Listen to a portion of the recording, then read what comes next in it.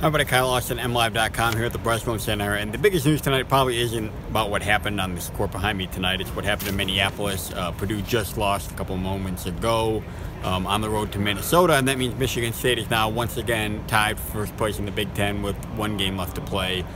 We just watched the end in the players' locker room or in the lounge outside the players' locker room. Obviously, everybody's pretty excited because now, 4 days from now on this court, Michigan State is going to play Michigan, and if they win, they'll win at least a share of their second straight Big Ten title.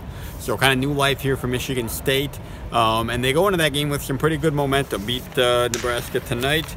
Final score of 91-76. Offense was just cruising tonight, and they cruised with Cassius Winston scoring 8 points. It didn't score much throughout the rest of the night, but it was Kenny Goins had the career night, as well as Matt McQuaid. Kenny Goins had 24, McQuaid had 22.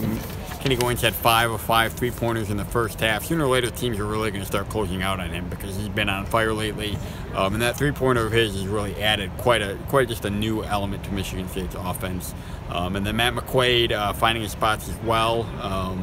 He shot well from the 3-point range, and it was the two seniors. You'll take note, it's not senior day for another 4 days, but Kenny Goins said afterwards they're calling it senior week.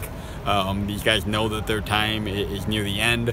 They know they don't have a whole lot of more games in front of these fans, not a whole lot more games, period. So I think they're motivated tonight. Cassius Winston had some tendinitis problems in his knee, so he was limited.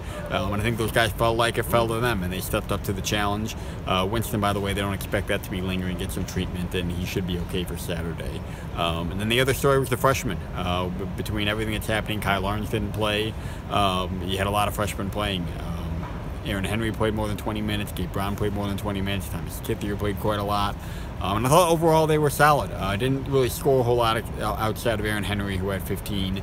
But I thought they were better defensive and rebounding, particularly Kithier and Gabe Brown. Gabe Brown especially struggled defensively at times this year, but I thought he gave them good minutes. And I think Gabe Brown's the biggest one for me. Nick Ward's probably going to come back, whether it's Saturday or after that. And Thomas Kithier's role is going to get smaller, but Kyle Larns might come back, but he's going to be hurting the rest of the way, and I think Michigan State's going to need some stuff out of Gabe Brown.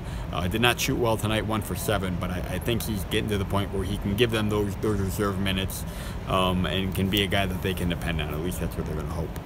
That'll do it here from Breslin tonight. We'll be back here on Saturday for a pretty big game, Michigan versus Michigan State, top 10 matchup, Michigan State playing for a Big Ten title. Check MLive.com/partners for all your coverage. Thanks for watching.